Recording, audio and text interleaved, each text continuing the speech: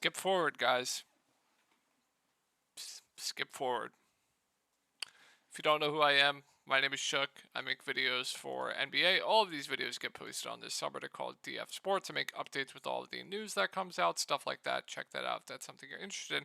Also, you can talk strategy here with people. I also answer all of your questions, so check that out if that is something you're interested in. Also, if you ever need to get a hold of me privately, you can do so on Twitter Messenger at Tory Langley 1992 right here.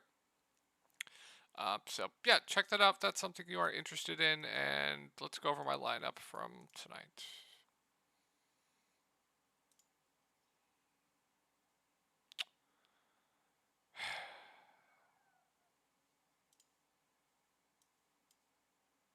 One slate. It's skip forward, guys, because if you don't like tilt, you're not gonna want to hear this. One slate. Just one, man, is all I ask for. Done at halftime. Absolutely smashing. Done. Half. Joel Embiid said he started feeling tightness. A bunch of bullshit. Precautionary measure. Calf tightness.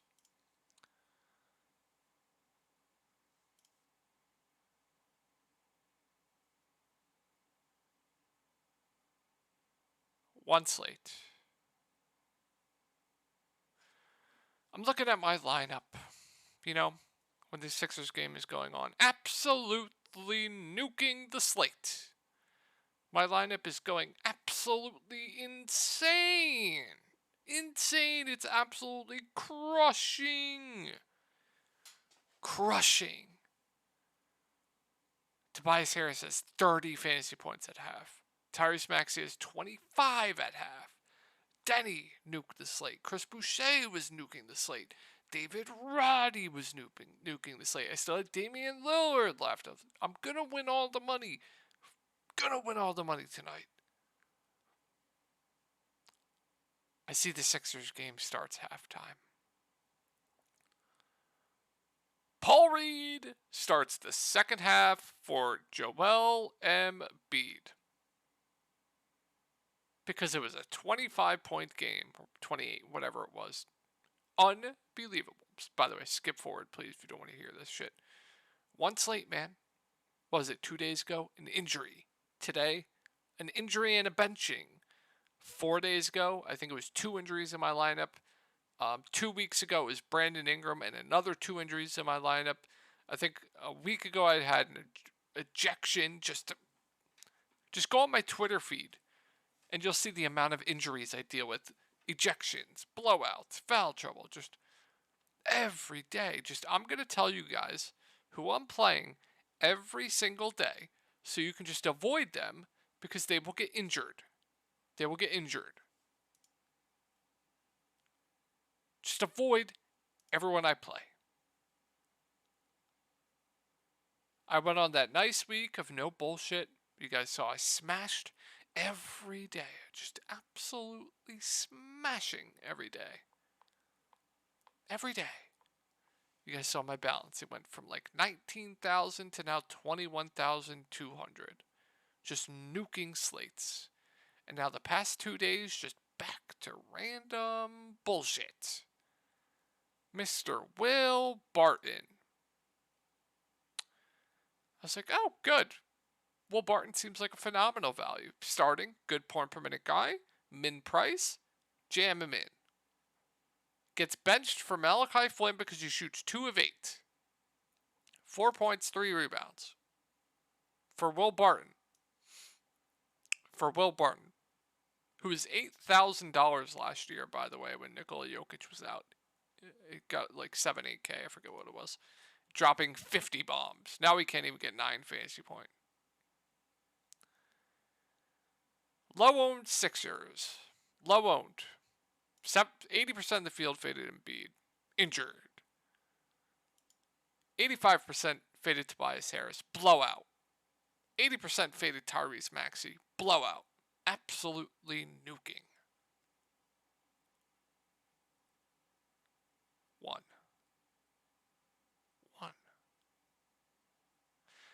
The core that I have for today was Denny, he smashed. Chris Boucher, he smashed. Damian Lillard, he smashed. Will Barton was also a core play for me, unfortunately. So 3 out of 4 on the core.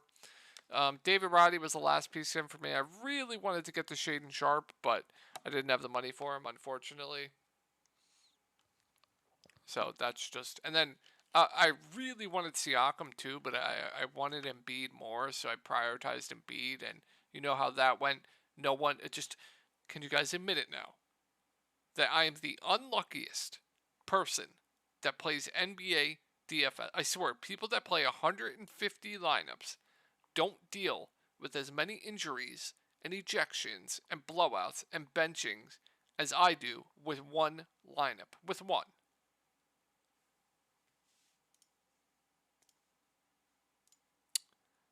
All right, let's go over the slate. Discord link will be down below where I have in-depth content going over each slate, player pools for cash GPPs, cores for cash GPPs, stuff like that. I also do XFL content in Discord. We have people playing PGA, NASCAR, stuff like that.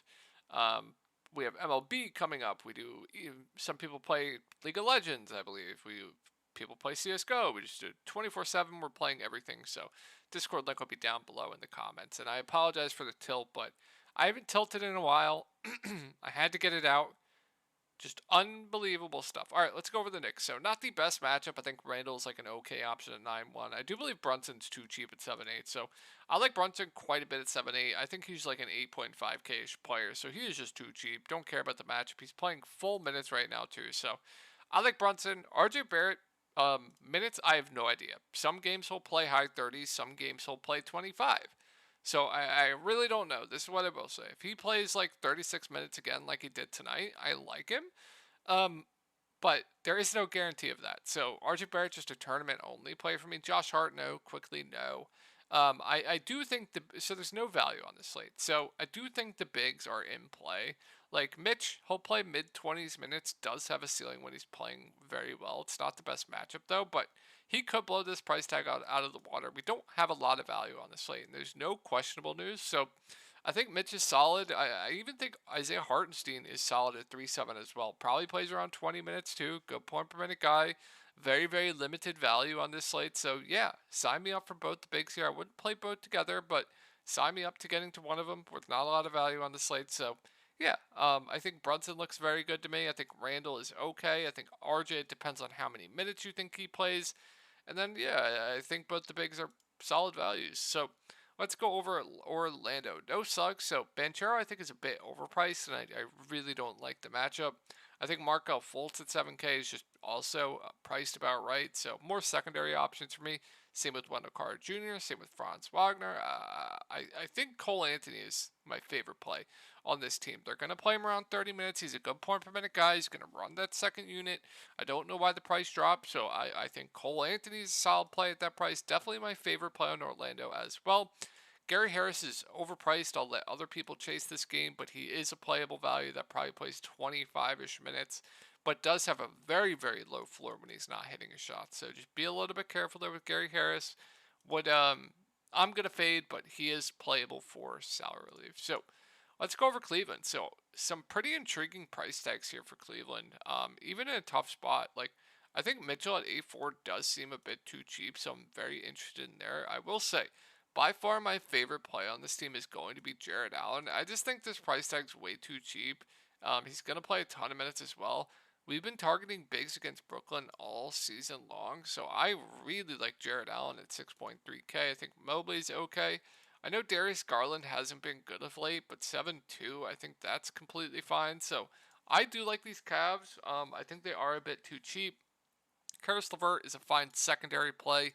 Seems pretty safe to me, but he'll probably come back down to earth eventually.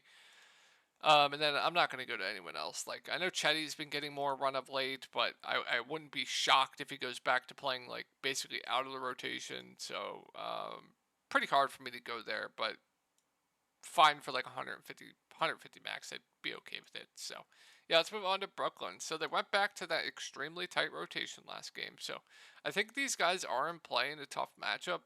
They don't like look good to me. Like I'm okay with Dinwiddie. I'm I don't like Claxton like at all. They also closed with Dayron Sharp. I don't think that'll happen again. So I expect over 30 minutes from Claxton. Like he's fine. I would much rather just go to Jared Allen though. I think Cam Johnson at 6'5" is like pushing it.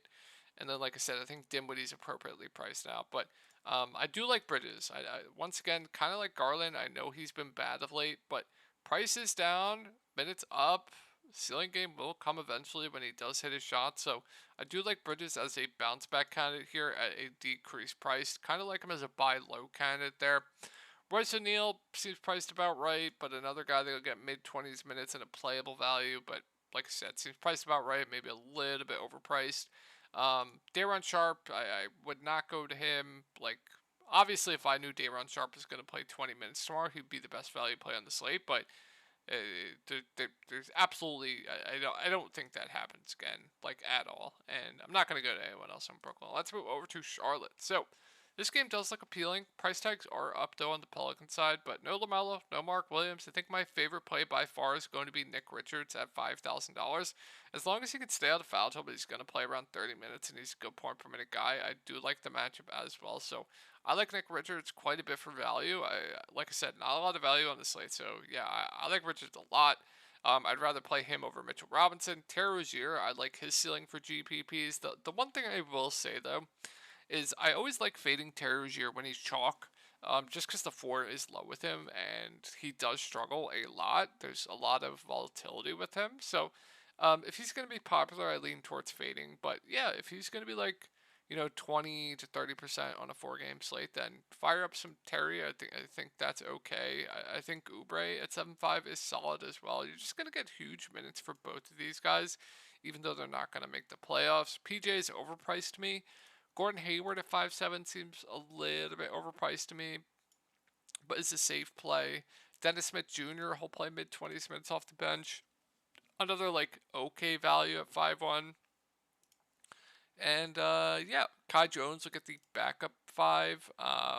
Reasonable, I guess, playable, but yeah, really looking to Nick Richards there, and then like Rozier, Oubre. So really good spot here for the Pelicans. So I still think Ingram's fine, even at 9K. I just think once again they're playing their guys like you're starting to see these teams ramp up their starters minutes. So if we're going to continue to get 40 minutes of Brandon Ingram, I still think 9K is solid in this matchup. CJ McConnell, did I say CJ McConnell? You guys need to punish me right now. Punish me. Slap me. CJ McCollum, I have no issue with him either. I think he's okay. I do prefer Ingram though. And then as long as Larry Nance stays crippled and injured, and we continue to get 30 minutes again from Jonas, he's still too cheap. So I like Jonas Valanciunas here once again. Hopefully you guys won a lot of money when I said it this game and I said it this game, and he's been smashing. So there are ways for him. They could go back to not playing him much. They could. They could. And I have a feeling he's going to be popular tomorrow. But if he continues to play over 30 minutes, he's too cheap. So I like Jonas Valanciunas once again here. Let's see if the field will recognize finally that Larry Nance is injured and maybe they just want to play Jonas Valanciunas more. Trey Murphy, no, overpriced. What is DraftKings? Why is Herb Jones $6,000? That is to be the most egregious pricing I have ever seen in my life, so I'm not going there. Josh Richardson gained minutes from the blowout last game, so hard for me to go there. Larry Nance is injured, can't go there. Najee Marshall probably plays 15-ish minutes off the bench. Good point per minute guy. I think I'd rather go to like Hartenstein, but playable. So yeah, let's move on to this last game of the night. I really like SGA. I don't know why they keep not pricing him above 10K. I don't care about the matchup. Gonna play full minutes as well. He's clearly not limited. So SGA I think looks like one of the best spend ups on the slate. Giddy at 7.7 seems right. The minutes aren't great right now as well. So more of a GPP only play for me. Jalen, no. Lou Dort, I think is okay at 5.4, not a priority, but I'm fine with him as like a last piece in type deal. Isaiah Joe, his role has been like, mid 20s minutes as well. I think that's solid on a slate with not a lot of value. And I'm not going to go to anyone else. Like they're dusting off Olivier Sarr. They're not playing Jalen much, so it's hard for me to go to anyone else. let's move on to the clips. So Kawhi, SGA, they're the two best spin ups on the slate, in my opinion. No PG, so his usage is going to be absolutely insane. So even at almost 10K, I do like Kawhi quite a bit. Russell Westbrook, I think he's going to have to play more, have a lot more of a load on him as well. Even at 8K, I think he's solid. Zubac, I think it's a really good spot. I wished he was cheaper because I would like him a lot if he was cheaper, but 6'1" does seem right. Eric Gordon, I believe, will move into the starting lineup. If that's the case, I think he's solid at 5'3". Terrence Mann, I think, will have to play more. I think he's reasonable. If they start Terrence Mann, I like him more, but I think they'll start Gordon. And then Plumlee will get the backup 5. Don't think I can go there. Marcus Morris will play around 30 minutes. Safe value to me, not like a priority, but fine as like a last piece in. And then Batum will play mid 20s minutes, I would think. And once again, is like a fine to solid slash fine is like a last piece in for salary relief. So hope this video helped you guys out. I apologize for the tilt, and I will talk to y'all tomorrow.